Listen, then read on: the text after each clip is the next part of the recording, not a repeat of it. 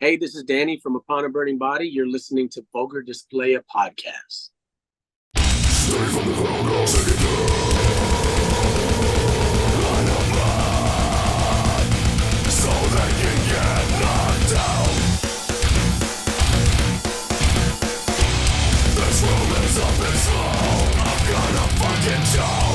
Welcome to the jungle. The daily ritual has begun. Let's blow the roof off of this motherfucker and get loose.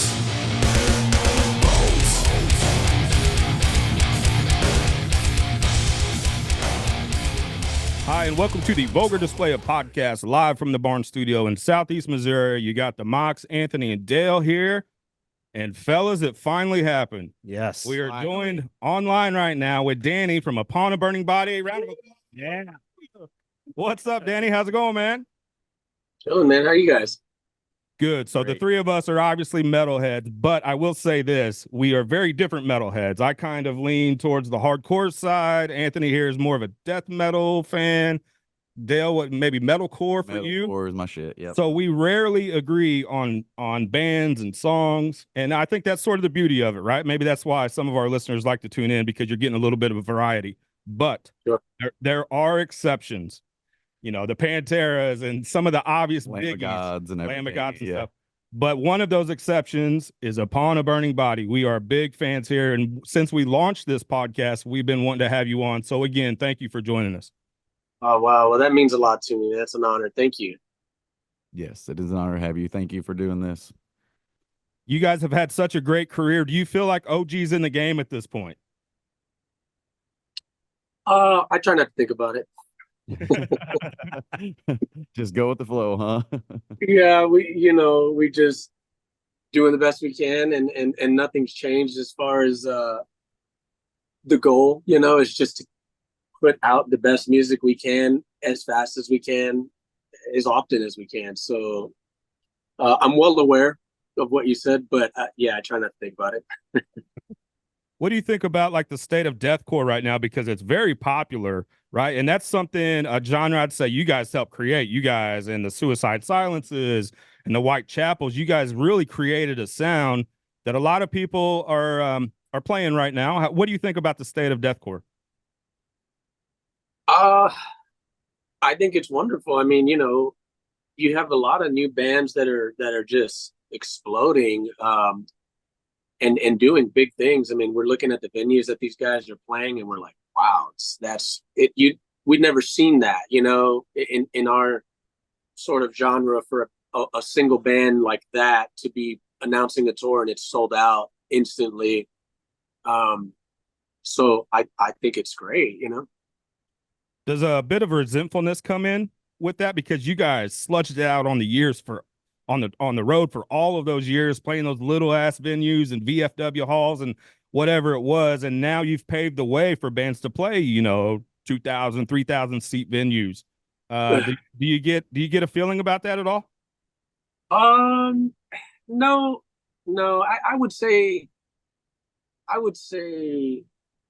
back in the day when I would watch maybe some bands who were peers just kind of skyrocket over us, I maybe felt a little like, man, that's, I feel like we're as good and stuff like that. But, we've gotten older. We've learned a lot in life, and we're happy where we are.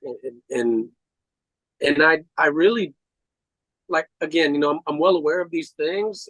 I don't really think about them like that. I just, if it's meant to happen for us as well, it will, I feel, but if not, I'm happy where we are. And I don't need people to say that we paved or anything like that. We just we're doing the best we can.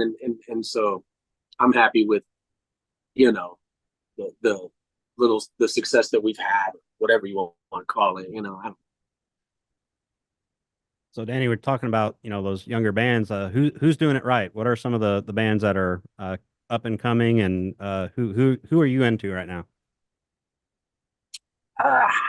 You guys are probably going to turn it off on me right here, but I don't I don't really listen to metal, bro. Fair. So I'm sort of out of the loop. You know, if Ruben was on here, oh, I got he's in there, and you know, when we do tours, he's like, we got to bring this band out, and these guys are popping off, and we got to get them on the tour, and he's really good at that, and And you're just and like, so yep.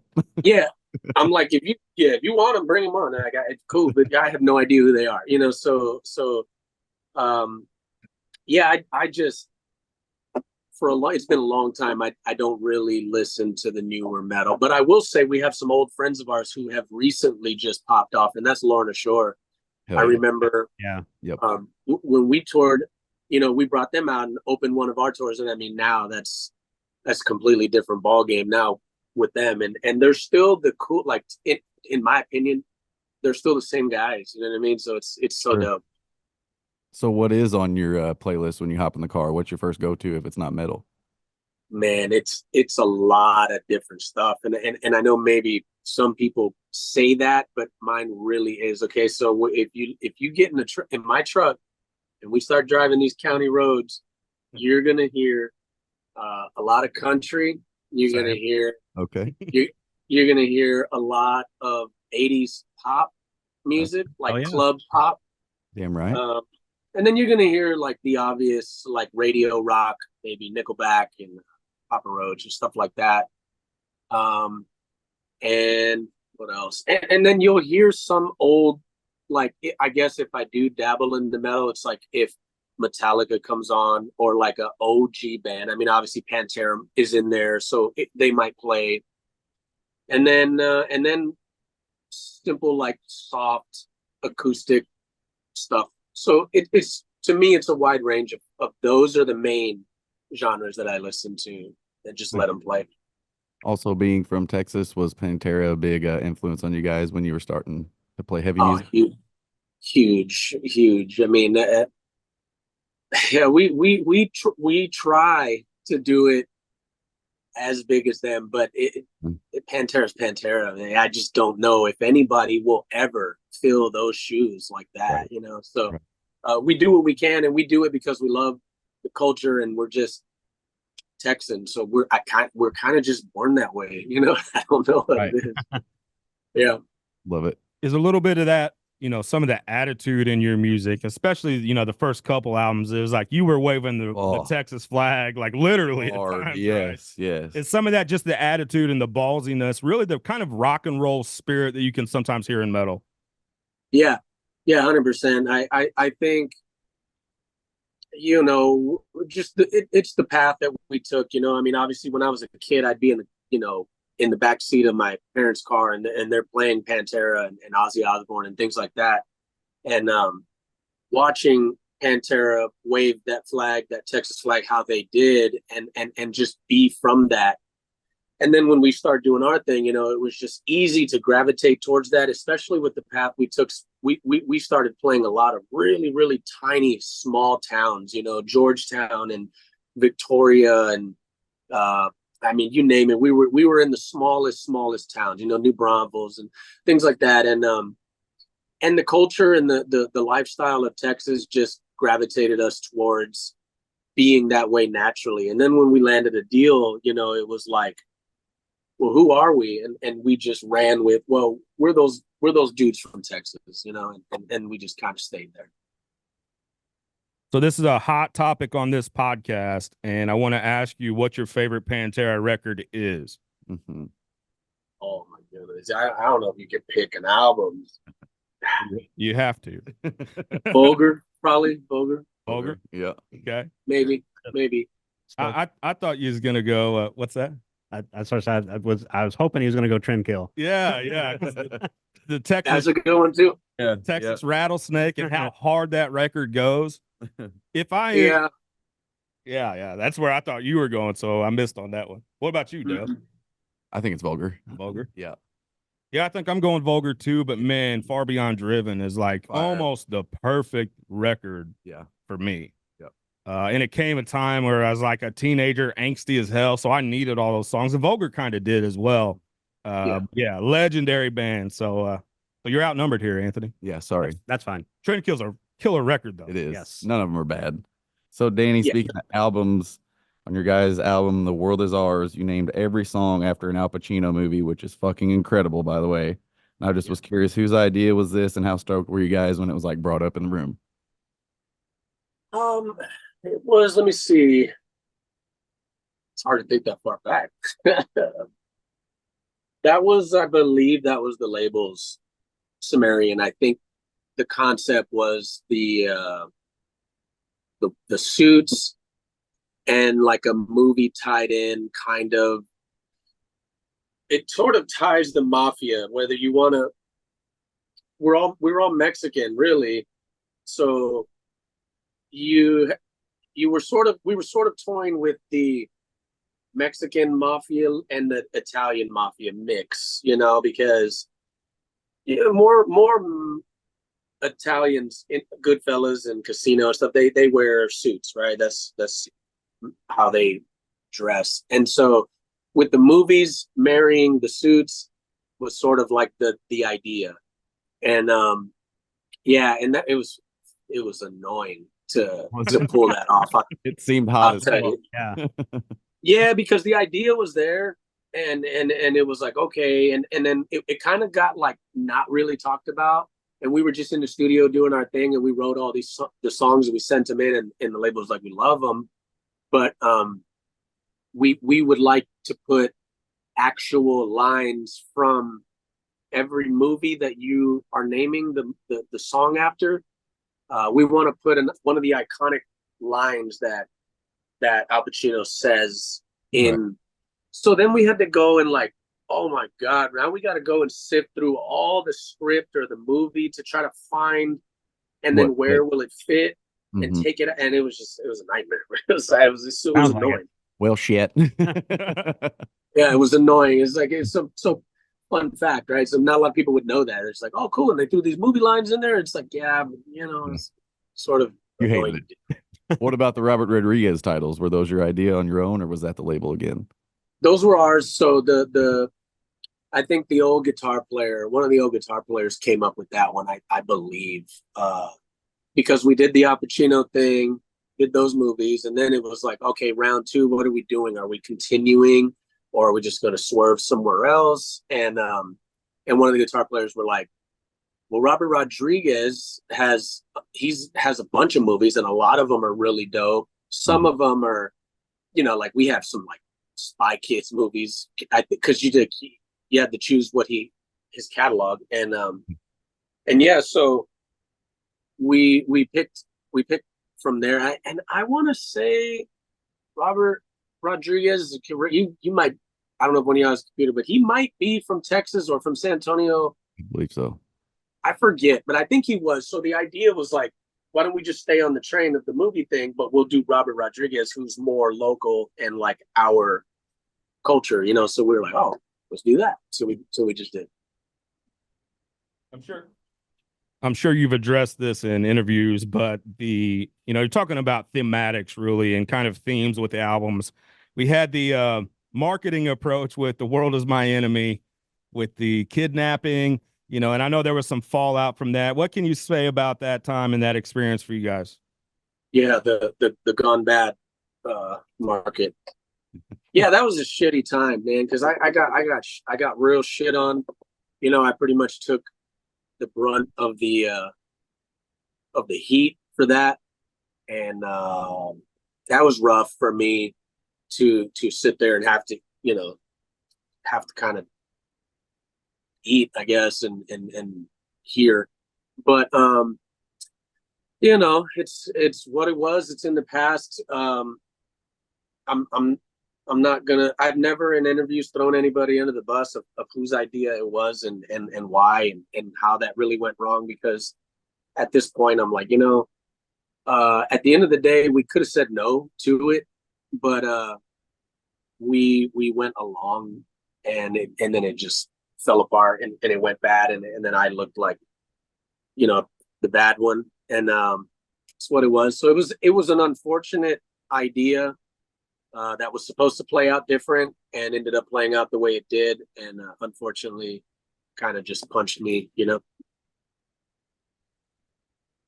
Yeah, so taking a step away from the theme talk, I think personally for me, you as a frontman, you've got one of the best frontman tattoos I've ever seen on your neck, the mic.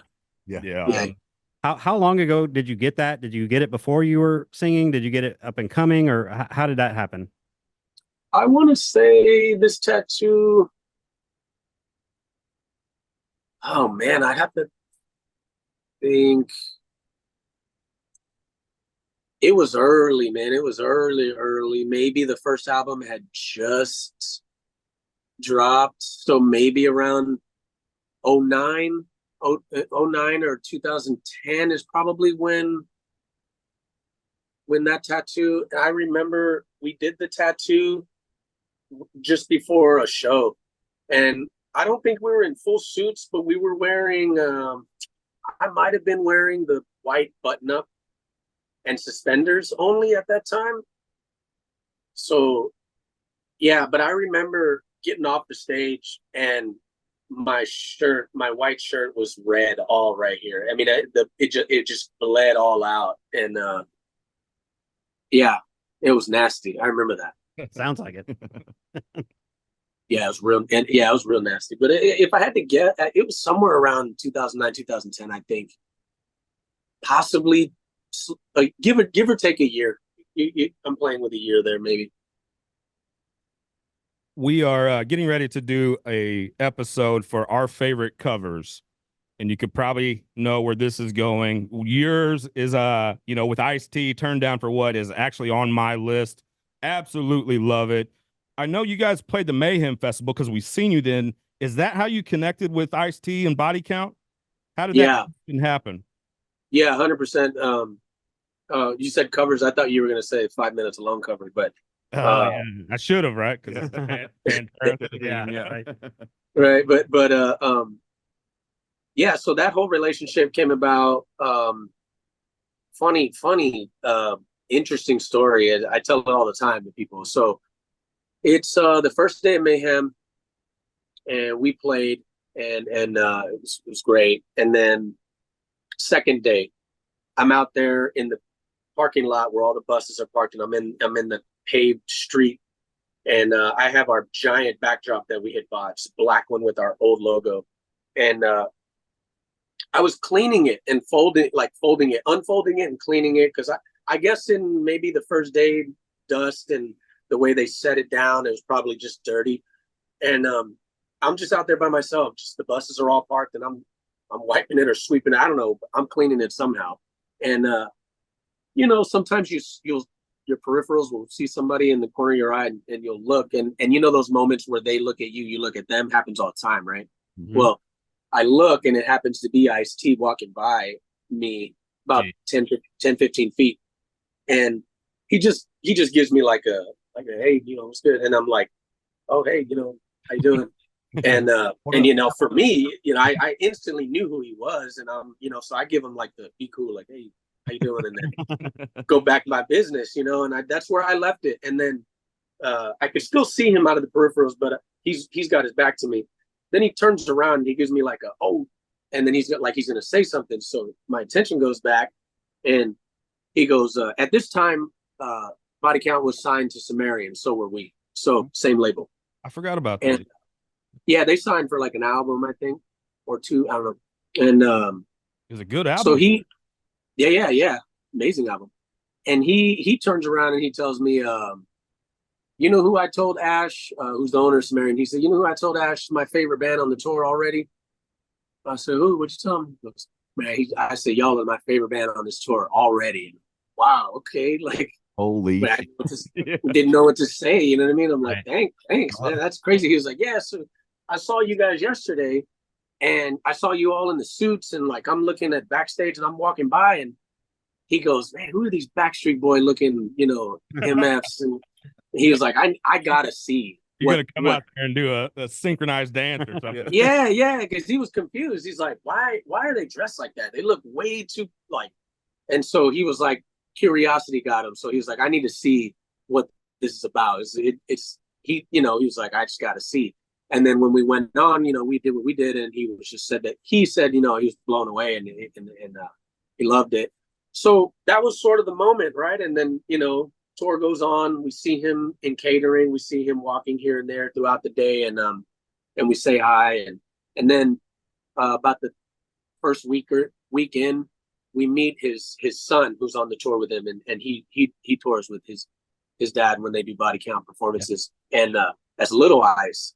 And so he was around our age, so he would come to our bus, and we would, we'd party out with him. So he was like just coming to us, and we were going to him, and we were more like throwing down and kicking in, going to all the parties, and he was with us.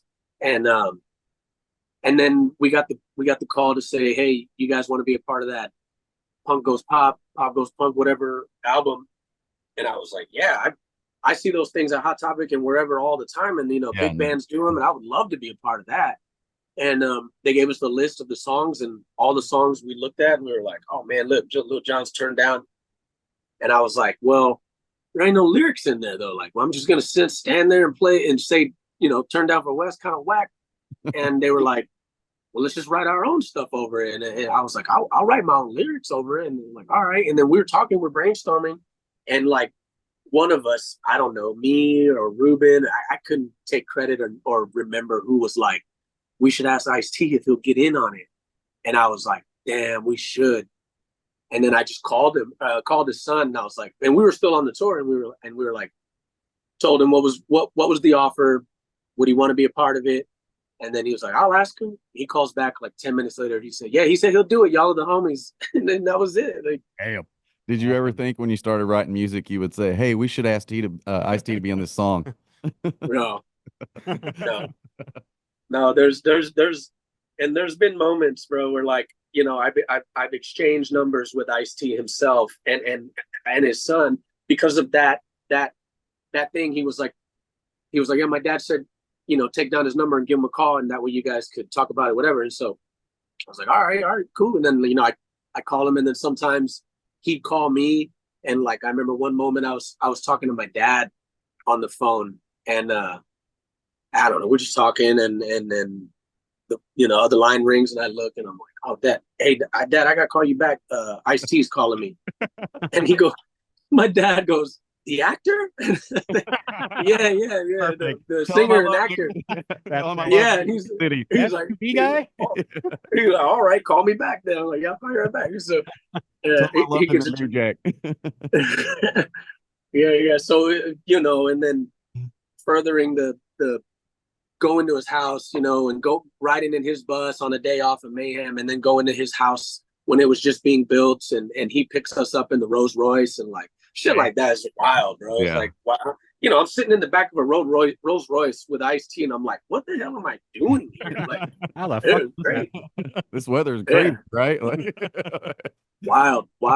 Hey, remember that time you did that? Yeah, the New Jack City New Jack Yeah, City right. movie, Law and Order and a million other things. Surviving. Yeah. Has a Hey, you remember New Jack's my movie. Remember Color? You remember Colors? Yeah, Remember that was song? dope. Remember when you were a pimp? New Jack's my movie. That movie's hard to this day. It's a banger. Yeah, it's Pookie. still a banger. Yep. Oh, Pookie. Yep. Has there ever been a live performance of that song? Yeah. You might be able to find it on YouTube. He came out to New York one time because he lives in Jersey, and we played New York, and I just hit him up, and I was like, I texted him, and I was like, hey, you wanna, we're coming through. Would you be down to come out? You do the song because we're playing it in the set. You want to come out and do it if you're off? And then he called me, and he was like, yeah, I'll do it. Where's it at? What are we gonna do? What time we gotta be there, and this and that. And I just gave him the details. We're on at this time. You could show up whenever. And so we just had like credentials at the front for him. And then when he showed up, he texted me, and then we sent our people to like escort him and the security. We made it where like he'd feel comfortable, small venue. Obviously, everybody on the tour package was like, as soon as he walked in the green room, it happened to be a shared green room that day. And as soon as he walked in, it was like flies on, everybody was wanting a piece of him. So it was fun. Hey, man, we're really excited. You're coming into St. Louis, our hometown here, on July 17th at Red Flag. Doors are at 6:30, shows at 7:30 with Until I Wake and Up Virtue, the Lowriders and Stage Divers tour. We're looking forward to having you in town, man.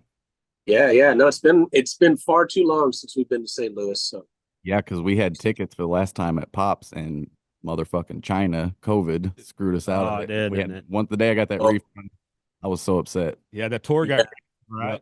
Yeah, That was that. Yeah. yep. But so now Yeah, it's been a while. It's been a while, man. We used to go to St. Louis a lot. Yeah. I pulled up a picture yesterday from 11 years ago of you guys at Food Bar. We all hung out before y'all started playing. Was that Whitechapel? Maybe. No, I think that was their headliner. Yeah, you guys With, headlined. Crown Yeah. of the Empire, and Oh yeah. as right after like a Warped Tour or something. Yeah. Is Boo Bar still around? No. Not really. So the same guy, I believe, opened up right across the street, which is actually Red Flag. And the wristbands say Food Bar on them still. So when we go, we'll still have Food Bar wristbands. So There you go. Red Flag is actually like 3 doors down from where Red Flag is. I think Really? Is it Bob? Is it Bob still? Yeah, I think so. Yeah, He owns it? I believe so. I'm not. Don't quote me on that, but I think there's even a That's flag dope. in there that says Food Bar still hanging up. Oh, that's dope. Heck yeah. That's Yeah. good. Hey, before you get out of here, let's talk about this new single, this new video that you released, Another Ghost. It's obviously, the theme there, I think, is, for people that have struggling with substance abuse. You want to talk a little bit about Another Ghost? Yeah, sure. So we some close friends of ours that we been knowing for a while, they both passed away to overdose. They were on drugs, and it's just one of those things, where we felt like we didn't feel like we had to write a song about it, but we were like, we need to do something. And it was just the timing was people are already sending a lot of DMs to me personally and talking about the newer albums and the lyrics and how they've sort of shifted. You can see the shift if you read our lyrics or if you just understand what I'm saying while I'm saying it in the song. Obviously it's changed from first 3 albums to ones after, and we've just tried to become something that's more of a positivity, like kind of positive light for people. And so we get a lot of DMs. I personally get a lot of DMs on people who are battling, committing suicide or whatever, and some of our songs get them out of it. And it's a beautiful thing to be able to help them like that. And so when we lost some friends, it was just sort of like a no-brainer. Like we were like, we need to write about that because there's a lot of people who struggle with substance abuse. And so we sat down and just had that vibe, and we wrote the music for it, and then we just came together and wrote the lyrics for it all together and put it out, and hoped that it would reach the people that it needs to reach. Is that one of the, most meaningful things when people do reach out and say that your songs maybe saved their lives or at least affected their lives and changed their lives? Is that one of the motivating factors that you keep doing this? Because you guys are, 20 years into this thing. Does that keep you going?